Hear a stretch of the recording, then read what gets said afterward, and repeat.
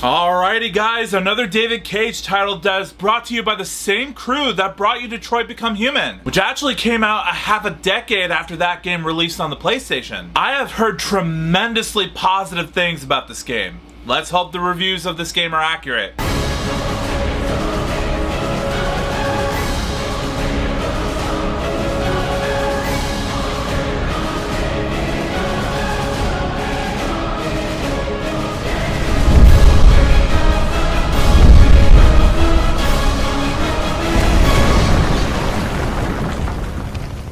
Yo, what is up, my Cinedroids? G to the S here. Today, I'm gonna be reviewing David Cage's previous entry before Detroit even existed, Beyond Two Souls. Centering around questions about what happens after death, we, the players, take control of Jodie Holmes, played by Elliot Page, through 18 years of her life, around the ages of 7 and 25, on a journey to discover the true nature of Aiden, a disembodied entity and her constant companion throughout the whole story.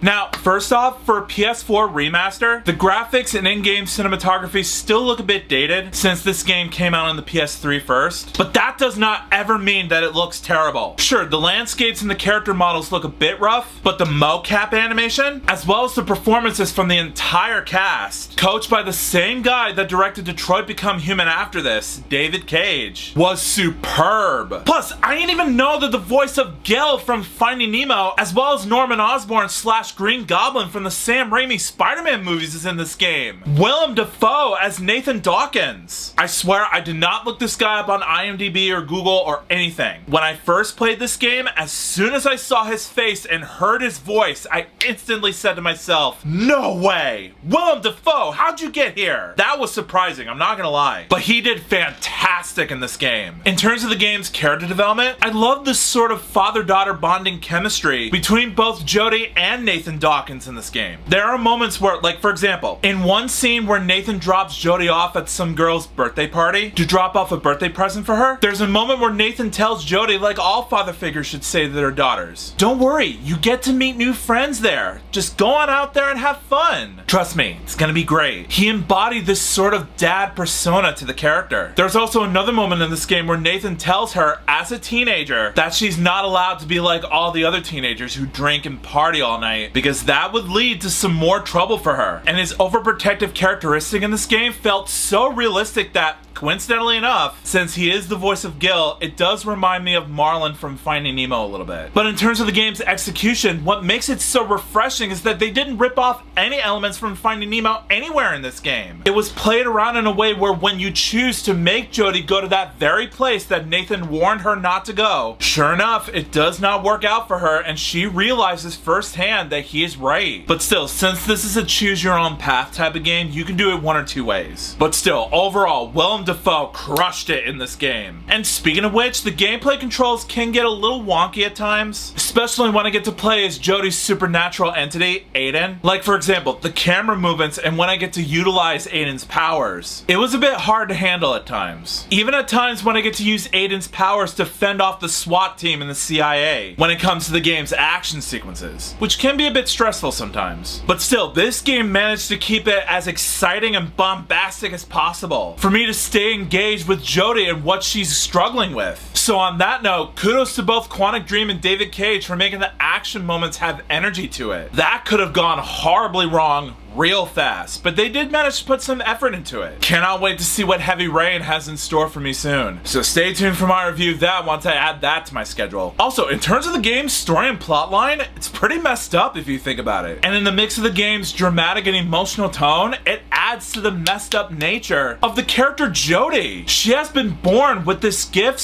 / curse of telekinesis her whole life. That being her spirit partner, Aiden. And all her life, she has been picked on and made fun of dozens of times. She has been called a witch, a devil, a monster, all those insults that they like to just throw at innocent people who are just basically different from them. But this game also shows us that you cannot let their words get to you. Treat those insults as a silent treatment. Ignore them and use those insults as a motivation to build yourself back up and succeed. Perfect life lesson to learn right there. Again, kudos to both Quantic and Cage for incorporating your own version of the Sixth Sense without ripping off elements from that film. Great job. Overall, guys, in the end, I thought Beyond Two Souls wasn't as good as Detroit Become Human was, but it's still a really fascinating game regardless. It was emotional, relatable, the characters were memorable, the combat was unique, and the graphics were, without being too harsh, not great, but good to look at. They tried their best and they succeeded. I can't say that the graphics were terrible. They're not. Just give them credit that they worked immensely hard to make it. And as a result,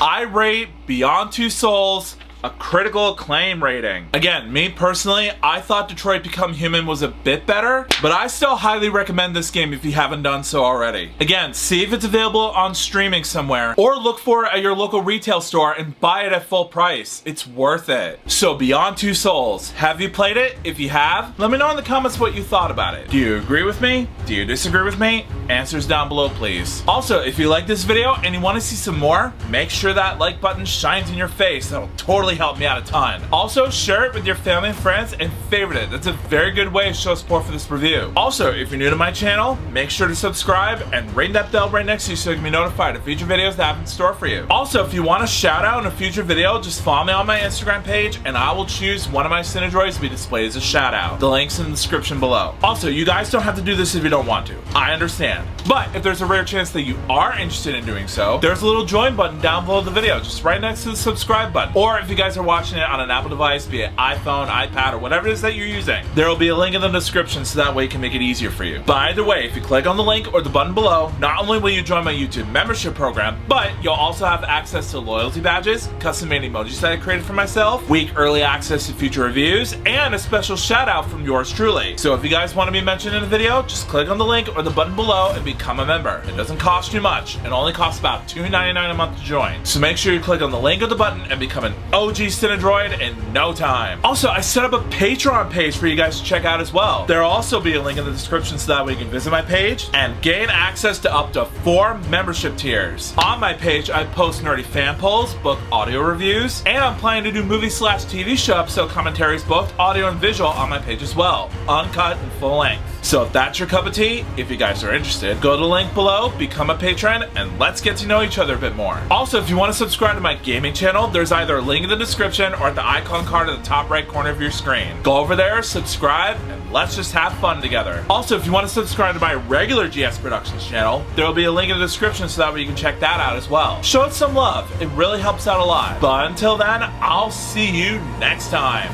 Peace out.